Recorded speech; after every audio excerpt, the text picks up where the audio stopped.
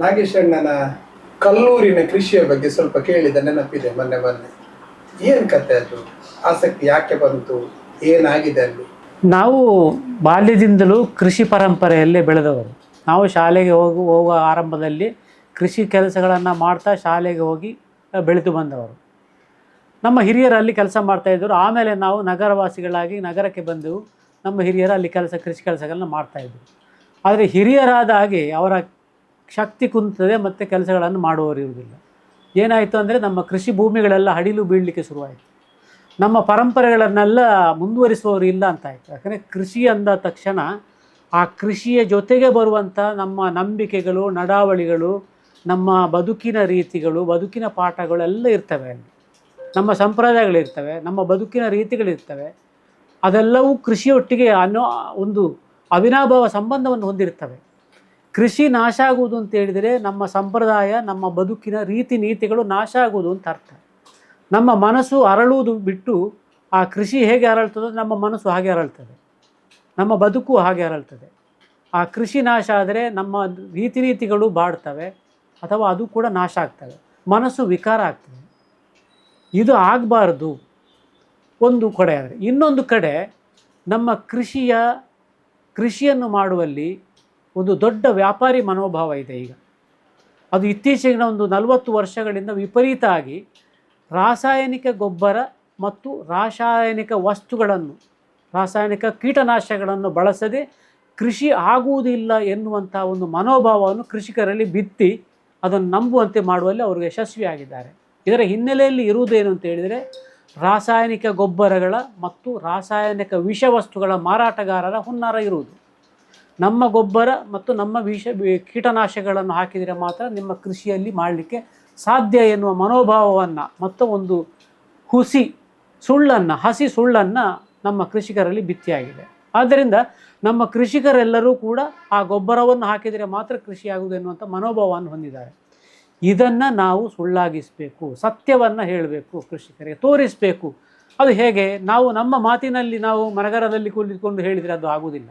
ನಾವೇನೋ ಇಲ್ಲಿ ಸ್ವಲ್ಪ ಜೈವಿಕ ಗೊಬ್ಬರಗಳ ಬಗ್ಗೆ, ಸಾವಯವ ಕೃಷಿಯ ಬಗ್ಗೆ ತಿಳಿದುಕೊಂಡಿದ್ದರೂ ಕೂಡ ನಾವು ಅದನ್ನು ಹೋಗಿ ಹಳ್ಳಿಗಳಲ್ಲಿ ಹೇಳಿದರೆ ಅದನ್ನು ಅವರು ನಂಬಲಿಕ್ಕೆ ಸಿದ್ಧರಿಲ್ಲ. ಯಾಕಂದರೆ ಆ ರೀತಿಯಲ್ಲಿ ನಮ್ಮ ಈ ರಾಸಾಯನಿಕ ಗೊಬ್ಬರಗಳ ವ್ಯಾಪಾರಿಗಳು, ಬಹುರಾಷ್ಟ್ರೀಯ ಕಂಪನಿಗಳು ಆ ರೀತಿಯಲ್ಲಿ ಅವರ ಸುಳ್ಳನ್ನು ಸತ್ಯವನ್ನಾಗಿ ನಂಬಿಸಿಬಿಟ್ಟಿದ್ದಾರೆ. ಈ ಹುಸಿ ನಂಬಿಕೆಯನ್ನು ನಾವು ಅವರಿಂದ ಹೋಗಲಾಡಿಸಬೇಕಾಗಿತ್ತು. ನೋಡಿ, ಸಾವಯವ ಮಣ್ಣಿಗೆ ಯಾವ ಗೊಬ್ಬರವೂ ನಮ್ಮ ಕೃತಕ ಗೊಬ್ಬರದ ಅಗತ್ಯವೂ ಇರುವುದಿಲ್ಲ. ಒಂದು ಬೆಳೆ ಬರಬೇಕಾದ್ರೆ ಅದಕ್ಕೆ ಯಾವುದನ್ನೂ ನೀವು ಸೇರಿಸಬೇಕಾಗಿಲ್ಲ, ಭೂಮಿಯಲ್ಲೇ ಇದೆ, ಅದನ್ನು ನಾಶ ಮಾಡದಿದ್ದರೆ ಆಯಿತು. ಆದರೆ ಇವತ್ತು ಅದನ್ನು ನಾಶ ಮಾಡುವ ಕೆಲಸ ಎಗ್ಗಿಲ್ಲದೆ ಸಾಗ್ತಾ ಇದೆ. ವಿಟಮಿನ್ ಗುಳಿಗೆಗಳನ್ನು ತಿಂದು ನಾವು ಬದುಕಲಿಕ್ಕಾಗುವುದಿಲ್ಲ. ನಾವು ಆಹಾರವನ್ನು ತಿಂದೇ ಪರಿಸರ ಕೊಡುವ, ಭೂಮಿ ಕೊಡುವ, ಮಣ್ಣು ಕೊಡುವ ಆಹಾರವನ್ನೇ ತಿಂದೇ ಬದುಕಬೇಕಾಗಿದೆ. ನಮ್ಮ ಶರೀರದಲ್ಲಿದ್ದು ಮಣ್ಣಿನ ಸತ್ವವೇ. ಆ ಮಣ್ಣಿನ ಸತ್ವ ನಮಗೆ ಆಹಾರದ ಮೂಲಕವೇ ಬರಬೇಕಾಗಿದೆ ಹೊರತು ನಾವು ವಿಟಮಿನ್ ಗುಳಿಗೆಗಳನ್ನು ತಿಂದರೆ ಅದು ನಮಗೆ ಔಷಧಕ್ಕಿಂತ ಅದು ವಿಷವೇ ಆಗಿಬಿಡ್ತದೆ. ಅದೇ ರೀತಿ ಇವತ್ತು ನಾವು ಬೆಳೆಯುವ ಆಹಾರವೂ ಕೂಡ ವಿಷಮಯವಾಗಿದೆ. ಇದನ್ನು ನಾವು ಪ್ರಾಯೋಗಿಕವಾಗಿಯೇ ಮಾಡಿ ತೋರಿಸಬೇಕು ಅನ್ನೋ ನಿಟ್ಟಿನಲ್ಲಿ ಹಡಿಲು ಬಿದ್ದ ಭೂಮಿಯಲ್ಲಿ ನಾವು ಕೃಷಿಯನ್ನು ಮಾಡಲು ಒಂದು ಸಂಕಲ್ಪವನ್ನು ಕೊಟ್ಟಿದ್ದೇವೆ. ಆ ಕಾರಣದಿಂದ ಸುಮಾರು 5 ಎಕರೆ ಕೃಷಿಯಲ್ಲಿ ನಾವು ಸಾವಯವ ಭತ್ತವನ್ನು ಬೆಳೆಸಿದ್ದೇವೆ. ಇವತ್ತು ಅದನ್ನು ಸಂಪೂರ್ಣವಾಗಿ ಸಾವಯವ ಹೇಗಿದೆ ಅಂತ ಹೇಳಿದರೆ, ನಮ್ಮ ಪಶುವೈದ್ಯಾಧಿಕಾರಿಯಾಗಿರುವ ಡಾಕ್ಟರ್ ಮನೋಹರ ಉಪಾಧ್ಯಾಯರಿದ್ದಾರೆ.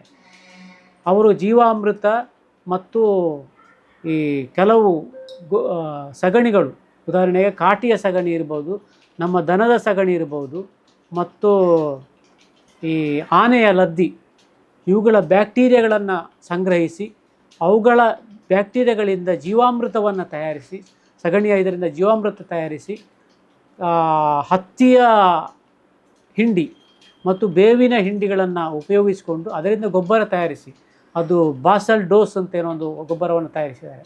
ಆ ಗೊಬ್ಬರದಿಂದ ತಯಾರಿಸಿದ ಗೊಬ್ಬರವನ್ನು ಉಪಯೋಗಿಸಿಕೊಂಡು ಅದಕ್ಕೆ ಕೀಟನಾಶಕಗಳಿಗೆ ಕಹಿಬೇವಿನಿಂದಲೇ ತಯಾರಿಸಿದಂಥ ಒಂದು ಗ್ರೀನ್ ಫಿಟ್ ಎನ್ನುವಂಥ ಒಂದು ಕೀಟನಾಶಕವನ್ನೇ ಬಳಸಿ ತಯಾರಿಸಿದ ಆ ಭತ್ತದ ಕೃಷಿ ಇವತ್ತು ಅದು ಏನು ಹೇಳ್ತಾರೆ, ಪೊಟ್ಟೆ ಆಗಿ ಈಗ ಪಯ ಆಗುವ ಹಂತಕ್ಕೆ ಬಂದಿದೆ. ನಾವು ತುಳುವಿನಲ್ಲಿ ಹೇಳುವುದಾದರೆ ಅಂದರೆ ಅದು ಅದರ ಗರ್ಭ ಕಟ್ಟಿಕೊಂಡು ತೆನೆ ಕಟ್ಟುವಂಥ ಹಂತದಲ್ಲಿದೆ.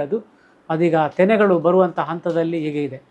ಅದನ್ನು ಬಹುಶಃ ನಿಮ್ಮ ಹಬ್ಬಕ್ಕ ಟಿವಿಯ ಶಶಿಧರ್ ಪುಯತ ಬೈಲವರು ಅದನ್ನು ಇನ್ನು ಅದು ತೆನೆ ಸಂಪೂರ್ಣವಾಗಿ ಬಿರಿದಾಗ ಖಂಡಿತ ಅದನ್ನು ವಿಡಿಯೋ ಮಾಡಿ ನಿಮಗೆ ತೋರಿಸಲಿಕ್ಕಿದ್ದಾರೆ. ಅದು ಆ ಹಂತದಲ್ಲಿ ಬರಲಿಕ್ಕಿದೆ. ಯಾವ ಉದ್ದೇಶ ಅಂತೇಳಿ ಇದನ್ನು ನಾವು ಏನು ಮಾಡ್ತೇವೆ ಅಂತ ಹೇಳಿದರೆ, ಖಂಡಿತ ಅದು ವ್ಯಾಪಾರ ಅಂತಲ್ಲ. ನಾವು ಇಡೀ ಲೋಕಕ್ಕೆ ನಾವು ಸಾವಯವವನ್ನು ಹಂಚಲಿಕ್ಕೆ ಆಗ್ತದೆ ಇಲ್ಲೋ ಗೊತ್ತಿಲ್ಲ. ಆ ವ್ಯಾಪಾರವನ್ನು ನಾವು ಮಾಡಲಿಕ್ಕೆ ಹೋಗ್ತಾ ಇಲ್ಲ. ಆದರೆ ನಮ್ಮಲ್ಲಿ ಹಡಿಲು ಬಿದ್ದಿರುವ ಭೂಮಿಯಿಂದ ಸಾವಯವವಾಗಿ ಬೆಳೆದಂಥ ಭತ್ತದ ಅಕ್ಕಿಯನ್ನು ನಮ್ಮ ಬಳಗದ ಮಿತ್ರ ಬಳಗ ಯಾರೆಲ್ಲ ಇದ್ದಾರೆ, ನಮ್ಮ ಸಂಬಂಧಿಕರು ಇರ್ಬೋದು, ನಮ್ಮ ಮಿತ್ರರಿರ್ಬೋದು, ಅವರನ್ನು ಒಂದು ಅದಕ್ಕೆ ಸದಸ್ಯರನ್ನಾಗಿ ಸೇರಿಸಿ ಅವರ ದಿನಬಳಕೆಯ ವಸ್ತು ನಮ್ಮಿಂದ ನೀವು ತಗೊಳ್ಳಿ. ಅದಕ್ಕೆ ಆಗುವ ಮೌಲ್ಯವನ್ನು ಅಷ್ಟೇ ಕೊಡಿ. ನೀವು ಇದೇನು ವ್ಯಾಪಾರ ಅಲ್ಲ. ನಾವು ಎಷ್ಟು ಖರ್ಚು ಬಿತ್ತ ಅದನ್ನು ಕೊಡಿ. ಆದರೆ ಪ್ರತಿ 2 ಬೆಳೆಯಲ್ಲಿ ಆದ ಬೆಳೆಯನ್ನು ನಾವು ಅವರಿಗೆ ಒದಗಿಸುವವರಿದ್ದೇವೆ. ಆದ್ದರಿಂದ ಅಷ್ಟೇ ತೃಪ್ತಿ ನಮಗೆ. ನಾವೊಂದು ವಿಷರಹಿತ ಆಹಾರವನ್ನು ನಮ್ಮ ಗೆಳೆಯರಿಗೆ, ನಮ್ಮ ಮಿತ್ರರಿಗೆ, ನಮ್ಮ ಬಂಧುಗಳಿಗೆ ಕೊಡ್ತಾ ಇದ್ದೇವೆ ಅನ್ನುವಂಥ ತೃಪ್ತಿಯನ್ನು ನಮಗೆ ಕೊಟ್ಟರೆ ಅಷ್ಟೇ, ಬಿಟ್ಟರೆ ಅದಕ್ಕಿಂತ ಹೆಚ್ಚಿನದೇನೋ ನಾವು ನಿರೀಕ್ಷೆ ಮಾಡುವಂತಿಲ್ಲ. ಅಂದರೆ ನಮಗೆ 1-2 ಅಂದರೆ ನಮ್ಮ ಮಿತ್ರ ಬಳಗಕ್ಕೆ, ನಮ್ಮ ಬಂಧುಗಳಿಗೆ ನಮ್ಮ ಗದ್ದೆಯ ವಿಷರಹಿತ ಆಹಾರವನ್ನು ಕೊಡ್ತಾ ಇದ್ದೇವೆ ಅನ್ನೋ ಒಂದು ತೃಪ್ತಿ ಒಂದೆಡೆ. ಆದರೆ ಇನ್ನೊಂದು, ರಾಸಾಯನಿಕ ವಸ್ತುಗಳಿಲ್ಲದೆ, ರಾಸಾಯನಿಕ ಕೀಟನಾಶಕಗಳಿಲ್ಲದೆ ಒಂದು ಬೆಳೆಯನ್ನು ಬೆಳೆಯಬಹುದು. ಅದು ಭೂಮಿಯಲ್ಲೇ ಬೆಳೆಯುತ್ತದೆ. ಭೂಮಿಗೆ ಹೆಚ್ಚೇನು ನೀವು ಮಾಡಬೇಕಾಗಿಲ್ಲ ಅನ್ನುವಂಥದ್ದನ್ನು ಸಾಧಿಸಿ ತೋರಿಸುವಂಥದ್ದು ನಮ್ಮ ಒಂದು ಸಂಕಲ್ಪ ಇದಾಗಿದೆ. ಅದರಲ್ಲಿ ನಾವು ಯಶಸ್ವಿ ಆಗ್ತೇವೆ ಎನ್ನುವಂಥ ವಿಶ್ವಾಸವೂ ನಮಗಿದೆ. ಆದ್ದರಿಂದ ಆ ಬೆಳೆ ಇನ್ನು ಕಟಾವಿಗೆ ಬರಲಿ, ಆ ಬೆಳೆ ಸಮೃದ್ಧಿಯಾಗಿ ಬರಲಿ ಅಂತ ಹಾರೈಸ್ತಾ, ಆ ಸಮೃದ್ಧಿಯನ್ನು ನೀವು ನೋಡುವವರಾಗಬೇಕು ಅಂತ ಹೇಳ್ತಾ ನಾನು ಮಾತು ಮುಗಿಸ್ತೇನೆ. ನಮಸ್ಕಾರ. ಪ್ರಕಾಶನದ ಜೊತೆಗೆ ಮತ್ತೆ ಈ ಕೃಷಿ ಕಾಯಕಕ್ಕೆ ಹೋಗಲಿಕ್ಕೆ ಟೈಮ್ ಮ್ಯಾನೇಜ್ಮೆಂಟ್ ಹೇಗೆ ಆಯಿತು ನಿಮ್ಮ ಕಥೆಯಲ್ಲಿ? ಸರ್, ನಮಗೆ ಒಂದು ಸಂಕಲ್ಪ, ಒಂದು ಆತ್ಮವಿಶ್ವಾಸ ಮತ್ತು ಇಂಥ ಒಂದು ಕೆಲಸವನ್ನು ಮಾಡಬೇಕು ಅಂತ ಆಸಕ್ತಿ ಇದ್ದಾಗ ಅದಕ್ಕೆ ಸಮಯದ ಅಡ್ಡಿ ಬರುವುದಿಲ್ಲ. ಹೌದು, ಸಮಯ ನಮಗೆ ತೊಡಕಾಗುವುದು ಹೌದು. ಅದು ಎಲ್ಲೋ ಒಂದು ಕಡೆ ತೊಂದರೆ ಕೊಟ್ಟರೂ ಕೊಡಲಿಕ್ಕೂ ಸಾಕು. ಆದರೆ ಆ ಒಂದು ಎಲ್ಲೋ ಒಂದು ಕಡೆ ಅದು ಉಪಕಾರಕ್ಕೂ ಬರ್ತದೆ, ಯಾರಿಗೋ ಒಬ್ಬರಿಗೂ ನೆರವಿಗೂ ಬರ್ತದೆ ಅದು. ಆದರೆ ಇಲ್ಲಿ ಒಂದು ಕಡೆ ತೊಂದರೆ ಆದರೂ ಕೂಡ ಇನ್ನೊಂದು ಕಡೆಗೆ ಅದು ಉಪಕಾರ ಆಗಿರ್ತದೆ. ಹಾಗಿದ್ಕೊಂಡು ಎಲ್ಲವನ್ನ ಒಂದು ಸಮತೋಲನ ಮಾಡಿಕೊಂಡು ಕಾಯ್ದುಕೊಂಡು ನಾವು ಮಾಡಬೇಕಂತ ಅವಶ್ಯಕತೆ ಇದೆ. ಯಾಕಂದರೆ ಇದು ಸೊರಗಬಾರ್ದು, ಅದು ಸೊರಗಬಾರ್ದು. ಆದ ಕಾರಣ ನಾವು ಈ ಸಮಯವನ್ನೆಲ್ಲ ಇಲ್ಲಿ ಕೊಡ್ತಾ ಇದ್ದೇವೆ ಅಂತ ಹೇಳಿದರೆ ಅಲ್ಲಿ ಕೃಷಿ ಭೂಮಿ ಹಾಳಾಗ್ತದೆ, ಅದೂ ಸೊರಗಬಾರ್ದು. ಸೊ ನಾವು ಕಂಡಂಥ ಒಂದು ನೆಲ ಇರ್ಬೋದು, ಜಲ ಇರ್ಬೋದು, ಈ ಪ್ರಕಾಶನ ಕ್ಷೇತ್ರ, ಅದು ಸಾಕ್ಷರತೆಯ ಕ್ಷೇತ್ರ ಇರ್ಬೋದು, ಪ್ರಕಾಶನದ ಕ್ಷೇತ್ರ ಇರ್ಬೋದು, ಓದುವ ಕ್ಷೇತ್ರ ಇರ್ಬೋದು, ಯಾವುದೂ ಕೂಡ ಸೊರಗಬಾರ್ದು. ಯಾಕಂದರೆ ನಮ್ಮ ಒಂದು ಆರೋಗ್ಯ ಮತ್ತು ಪರಿಸರ ಚೆನ್ನಾಗಿದ್ದಾಗ ನಮ್ಮ ಓದಿಗೆ ಒಂದು ಬೆಲೆ ಇದೆ, ಒಂದು ಆದರ್ಶ ಇದೆ. ನಮ್ಮ ನೆಲ ಜಲ ಬತ್ತಿ ಹೋದಾಗ, ನಮ್ಮ ಪರಿಸರ ವಿಷಯುಕ್ತವಾಗಿರುವಾಗ ನಮ್ಮ ಓದಿಗೆ ಅರ್ಥ ಇರೋದಿಲ್ಲ. ಸೊ ಆದ್ದರಿಂದ ಏನು ಅಂತ ಹೇಳಿದರೆ ಇದೆಲ್ಲವೂ ಪೂರಕವಾಗಿರಬೇಕು ಅಂತೇಳಿ ನಮ್ಮ ನೆಲ ಜಲ ಸಮೃದ್ಧವಾಗಿ ವಿಷರಹಿತವಾಗಿರಬೇಕು, ಸಹಜ ಕೃಷಿಯಾಗಿರಬೇಕು. ಅದರಿಂದ ಪಡೆದ ಆಹಾರವನ್ನು ಸೇವಿಸಿ ನಾವು ಮತ್ತೆ ಓದಿದರೆ ಬಹುಶಃ ನಮ್ಮ ಓದಿಗೆ ಅರ್ಥ ಇದೆ ಎನ್ನುವಂಥ ಒಂದು ಮನೋಭಾವ ನಮ್ಮದು. ಊರವರು ಕೈ ಜೋಡಿಸಿದ್ರೆ ಹೇಗೆ ಸರ್? ಊರವರಿಗೆ ಈಗ ಯಾವ ಪರಿಸ್ಥಿತಿ ಬಂದುಬಿಟ್ಟಿದೆ ಅಂತ ಹೇಳಿದರೆ ನಿರಾಶಾವಾದಿಗಳಾಗಿದ್ದಾರೆ. ನಮಗೆ ದೊಡ್ಡ ಸವಾಲು ಇರೋದು ಕೃಷಿ ಮಾಡೋದಲ್ಲ, ಈ ನಿರಾಶೆಯನ್ನು ಹೋಗಲಾಡಿಸುವುದೇ ನಮ್ಮ ದೊಡ್ಡ ಕೃಷಿ. ಯಾಕಂದರೆ ಆಗುವುದಿಲ್ಲ ಹೇಳಿ. ಯಾಕಂದರೆ ನಮ್ಮ ಆತ್ಮವಿಶ್ವಾಸ ಇಲ್ಲದೆ ಹೋಗಿದ್ದರೆ ಇವತ್ತು ಯುವಕರನ್ನು ಅವರೇ ನಿರಾಶಾವಾದಿಗಳನ್ನಾಗಿ ಮಾಡ್ತಾರೆ. ಹೆಚ್ಚಿನ ಯುವಕರು ಇವತ್ತು ನಗರವಾಸಿಗಳಾಗಲಿಕ್ಕೆ ಕಾರಣ ಆ ನಿರಾಶಾವಾದ. ಆ ನಿರಾಶಾವಾದವನ್ನು ಮೆಟ್ಟಿ ನಾವು ಅವರಿಗೆ ತಿಳುವಳಿಕೆಯನ್ನು ನೀಡಿ ಅವರಿಗೆ ಆಶಾವಾದವನ್ನು ಹುಟ್ಟಿಸಬೇಕಾದಂಥ ಜವಾಬ್ದಾರಿ ಇವತ್ತು ನಮ್ಮ ಮೇಲಿದೆ.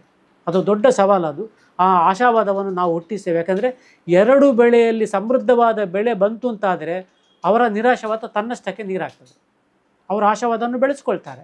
ಇದು ಮಾದರಿಯಾಗಿ ಮತ್ತೆ ಬೇರೆಯವರು ಈ ಕೃಷಿಯನ್ನು ಮಾಡಬಹುದು ಎನ್ನುವ ಆಶಾವಾದ ನಮಗಿದೆ. ಈಗ ಯಾರೆಲ್ಲ ತೊಡಗಿಕೊಂಡ್ರು ಕೃಷಿಯಲ್ಲಿ? ನಿಮ್ಮ ಕುಟುಂಬದವರ ಅಥವಾ ಫ್ರೆಂಡ್ಸ್ ಹೇಗೆ?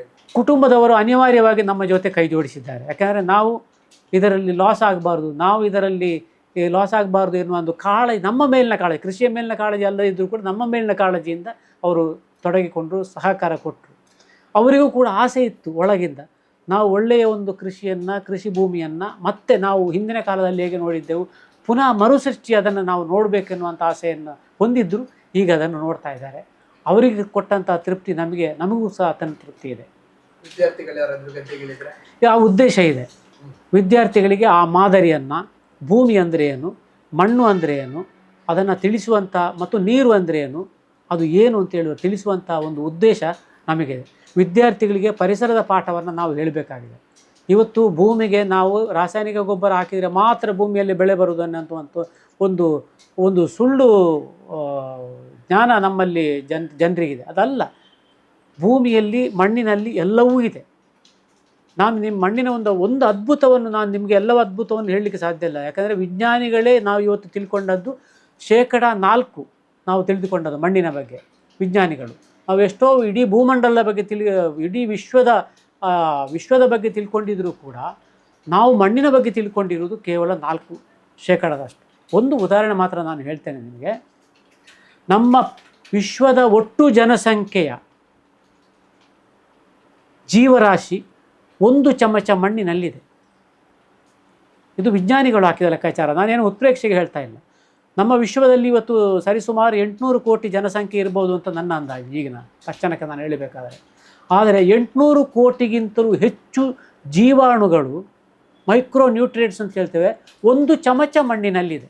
ಅಂದರೆ ನೀವು ಊಹಿಸಿ ಆ ಮಣ್ಣಿನ ಶಕ್ತಿ ಅಂತದ್ದು. ಮಣ್ಣು ಎನ್ನುವಂಥದ್ದು ಕೂಡ ನಮ್ಮ ಜೀವದ ಹಾಗೆಯೇ ಒಂದು ಜೀವ. ಅದಕ್ಕಾಗಿಯೇ ನಮ್ಮ ಪೂರ್ವಜರು ನಮ್ಮ ಮಣ್ಣನ್ನು, ಭೂಮಿಯನ್ನು ತಾಯಿ ಅಥವಾ ಹೆಣ್ಣಿಗೆ ಹೋಲಿಸಿ ನೋಡಿದ್ದು. ತಾಯಿಯ ಗರ್ಭದಲ್ಲಿ ಹೇಗೆ ಒಂದು ಒಂದು ಜೀವ ಉತ್ಪತ್ತಿ ಆಗ್ತದೋ ಅದೇ ರೀತಿ ಮಣ್ಣಿನ ಗರ್ಭದಲ್ಲೂ ಕೂಡ ಈ ಜೀವ ಉತ್ಪತ್ತಿ ಆಗುವಂಥದ್ದು. ಒಂದು ಬೀಜ ಹಾಕಿದರೆ ಮಣ್ಣಿನಲ್ಲಿ ಅದು 100 ಬೀಜ, 1000 ಬೀಜಗಳ ಫಲವನ್ನು ಕೊಡ್ತದೆ ನಿಮಗೆ. ಒಂದು ಆಲದ ಮರದ ಬೀಜ ಬಿದ್ದರೆ ಆ ಮರ ಸಾವಿರಾರು ವರ್ಷಗಳ ತನಕ ಎಷ್ಟು ಫಲಗಳನ್ನು ಕೊಡ್ಬೋದು. ಅದು ಎಷ್ಟು ಕಾಗೆಗಳಿಗೆ, ಎಷ್ಟು ಪಕ್ಷಿಗಳಿಗೆ ಆಹಾರವನ್ನು ಕೊಡ್ತದೆ, ಅದು ಎಷ್ಟು ವರ್ಷ ಕೊಡ್ತದೆ, 1000 ವರ್ಷ ಕೊಡ್ತದೆ ಅದು. ಅಂದರೆ ಆ ಭೂಮಿಗೆ ಅಷ್ಟು ಶಕ್ತಿ ಇದೆ ಅಂತ ಇರ್ತಲ್ಲ. ಒಂದು ಹೆಣ್ಣಿಗಿರುವ ಶಕ್ತಿ ಒಂದು ಭೂಮಿಗೆ ಇದೆ. ಅದು ನಮ್ಮ ರಾಸಾಯನಿಕ ಗೊಬ್ಬರದಲ್ಲಿ ಇರುವಂಥದ್ದಲ್ಲ. ಅದು ಗೊಬ್ಬರವನ್ನು ತಾನೇ ಸೃಷ್ಟಿ ಮಾಡಿಕೊಳ್ತದೆ. ಇನ್ನೂ ಬೇಕಾದ್ರೆ ಒಂದು ಕುತೂಹಲದ ಸಂಗತಿ ನಾನು ಹೇಳ್ತೇನೆ ನಿಮಗೆ. ಮಣ್ಣಿನ ಒಂದು ಬಹಳ ಕುತೂಹಲದ ಸಂಗತಿ, ತನ್ನ ಪರಿಸರವನ್ನು, ತನ್ನ ಅಂತರಂಗವನ್ನು ಭೂಮಿ ತಾನೇ ಹೇಗೆ ಸರಿ ಮಾಡಿಕೊಳ್ತದೆ, ತಾನೇ ಹೇಗೆ ಗೊಬ್ಬರವನ್ನು ಸೃಷ್ಟಿ ಮಾಡಿಕೊಳ್ತದೆ ಅಂತ. ಮಣ್ಣಿನಲ್ಲಿ ಒಂದು ಸೂಕ್ಷ್ಮಾಣು ಜೀವಿ ಇದೆ. ಆ ಸೂಕ್ಷ್ಮಾಣು ಜೀವಿ ಹೇಗೋ ಇಲಿಯ ದೇಹಕ್ಕೆ ಸೇರಿಕೊಳ್ತದೆ. ಇಲಿಯ ದೇಹಕ್ಕೆ ಸೇರಿಕೊಂಡು ಹೋಗಿ ಅಲ್ಲಿ ಇಲಿಯ ಮಿದುಳಿಗೆ ಹೋಗಿ ಸೇರಿಕೊಳ್ತದೆ. ಅದು ಮಿದುಳಿನಲ್ಲಿ ಸೇರಿಕೊಳ್ತದೆ. ಮಿದುಳಿನಲ್ಲಿ ಸೇರಿಕೊಂಡು ಆ ಇಲಿಗೆ ಬೆಕ್ಕಿನ ಮೂತ್ರ ಪರಿಮಳ ಬರುವ ಹಾಗೆ, ಅದಕ್ಕೆ ಅದು ಪ್ರಿಯವಾಗುವ ಹಾಗೆ ಮಾಡ್ತದೆ.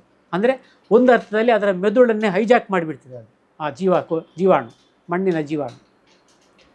ಈ ಇಲಿ ಏನು ಮಾಡ್ತದೆ, ಅದಕ್ಕೆ ಬೆಕ್ಕಿನ ಮೂತ್ರ ಪರಿಮಳ ಆಘ್ರಾಣಿಸ್ಲಿಕ್ಕೋಸ್ಕರ ಬೆಕ್ಕಿನ ಮೂತ್ರ ಎಲ್ಲೆಲ್ಲ ಇದೆ ಅದನ್ನು ಆಘ್ರಾಣಿಸ್ಕೊಂಡು ಅಲ್ಲೆಲ್ಲ ಹೋಗ್ತದೆ. ಹೋಗಿ ಬೆಕ್ಕು ಎಲ್ಲಿದೆಯೋ ಅಲ್ಲಿಗೆ ಹೋಗಿ ಬೆಕ್ಕಿಗೆ ಆಹಾರ ಆಗ್ತದೆ. ಸುಲಭವಾಗಿ ಬೆಕ್ಕಿಗೆ ಈ ಇಲಿ ಆಹಾರ ಆಗ್ತದೆ. ಹಾಗೆ ಈ ಜೀವಾಣು ಬೆಕ್ಕಿನ ಕರುಳನ್ನು ಸೇರಿ ಬೆಕ್ಕಿನ ಕರುಳಿಗೆ ಸೇರಿಕೊಳ್ತದೆ. ಬೆಕ್ಕಿನ ಕರುಳಿನಲ್ಲಿ ಈ ಜೀವಾಣು ತನ್ನ ಸಂತಾನಾಭಿವೃದ್ಧಿ ಮಾಡಿ ಅಲ್ಲಿ ಸಂತಾನ ವೃದ್ಧಿ ಮಾಡಿಕೊಂಡು ಮತ್ತೆ ಬೆಕ್ಕಿನ ಮೂತ್ರದ ಮೂಲಕ ಪುನಃ ಅದು ಮಣ್ಣಿಗೆ ಸೇರ್ತದೆ. ಅಂದರೆ ನೀವು ಊಹಿಸಿ ಆ ಮಣ್ಣಿನ ಒಂದು ಸೈಕಲ್, ಮಣ್ಣು ತನ್ನನ್ನು ಫಲವತ್ತಾಗಿ ಮಾಡಿಕೊಳ್ಳುವಂಥ ಒಂದು ಸೈಕಲ್. ಇದು ಮನುಷ್ಯರಲ್ಲೂ ಯಾವ ರೀತಿಯಲ್ಲಿ ಹಾಕಿಕೊಳ್ತೋ ನಮಗೆ ಊಹಿಸಲಿಕ್ಕೂ ಅಸಾಧ್ಯವಾದ. ಯಾಕಂದರೆ ಇದು ಕಟ್ಟುಕತೆ ಇಲ್ಲ, ಇದು ವಿಜ್ಞಾನಿಗಳು ಹುಡುಕಿದ ಕತೆ. ಇದು ನಂಬಲಿಕ್ಕೆ, ಊಹಿಸಲಿಕ್ಕೆ ಸಾಧ್ಯ ಇಲ್ಲ. ಈ ರೀತಿಯ ಒಂದು ಜೀವಾಣುಗಳ ಒಂದು ಪ್ರಕ್ರಿಯೆ ಅಥವಾ ಒಂದು ಮಣ್ಣಿನಲ್ಲಿ ಪ್ರಕ್ರಿಯೆ ಈ ರೀತಿ ನಡೀತದೆ ಅಂತ ಅನ್ನುವಂಥದ್ದು ನಾವು ಅಷ್ಟೆಷ್ಟು ಅದ್ಭುತಗಳು ಮಣ್ಣಿನಲ್ಲಿದೆ. ಇದನ್ನು ನಮ್ಮ ಶಿವಾನಂದ ಕಳವೆ, ನಮ್ಮ ವಾಸು ಅಂತನ್ನೋರು ಇತ್ತೀಚೆಗಷ್ಟೇ ತೀರ್ಕೊಂಡ್ರು. ಮಣ್ಣಿನ ಬಗ್ಗೆ ಅಲ್ಲಿ ಹೋದಲ್ಲೆಲ್ಲ ಉಪನ್ಯಾಸ ಕೊಡ್ತಾಯಿದ್ರು ಅವರು. ನಾರಾಯಣ ರೆಡ್ಡಿ ಅವರು ತೀರ್ಕೊಂಡ್ರು ಇತ್ತೀಚೆಗೆ. ಇಂಥವರೆಲ್ಲ ತುಂಬ ಇದರ ಬಗ್ಗೆ ಸಂಶೋಧನೆ ಮತ್ತು ಕೆಲಸಗಳನ್ನು ಮಾಡಿದವರಿದ್ದಾರೆ.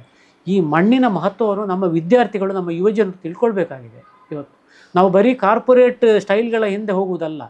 ಈ ನಮ್ಮ ಪರಿಸರ, ನಮ್ಮ ಮಣ್ಣು, ನಮ್ಮ ಗಾಳಿ, ನಮ್ಮ ನೀರಿನ ಬಗ್ಗೆ ನಾವು ತಿಳ್ಕೊಳ್ಬೇಕಾಗಿದೆ. ನಮ್ಮ ಬೆಳೆಗಳ ಬಗ್ಗೆ, ನಾವು ತಿನ್ನುವ ಆಹಾರದ ಬಗ್ಗೆ ನಾವು ತಿಳ್ಕೊಳ್ಬೇಕಾಗಿದೆ. ಇದರ ಮಹತ್ವವನ್ನು ಹೇಳುವ ಉದ್ದೇಶವು ಇದರ ಹಿಂದೆ ಇದೆ ಅಂತ ಹೇಳಲಿಕ್ಕೆ ನಾನು ಇಷ್ಟ. ಅಕಾಲಿಕ ಮಳೆಗಳೆಲ್ಲ ತೊಂದರೆ ಕೊಟ್ಟಿದ್ದ?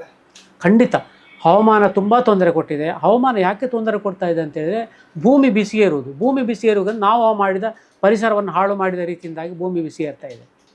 ವಿಪರೀತ ಕಾಡು ನಾಶ, ವಿಪರೀತ ಮಣ್ಣು ಸವಕಳಿ, ಇವುಗಳಿಂದಾಗಿ ಈ ಭೂಮಿ ಹವಾಮಾನಗಳು ಬದಲಾಗ್ತಾ ಇದೆ. ಆದ್ದರಿಂದ ಇದಕ್ಕೆ ನಾವೇ ಕಾರಣವನ್ನು ತಂದುಕೊಂಡಿದ್ದೇವೆ. ಭೂಮಿ ಅದು ತನ್ನನ್ನು ತಾನೇ ಸರಿಪಡಿಸಿಕೊಳ್ತದೆ, ಆದರೆ ಇದರಿಂದ ತೊಂದರೆಗೊಳಗಾಗುವುದು ಮನುಷ್ಯರು.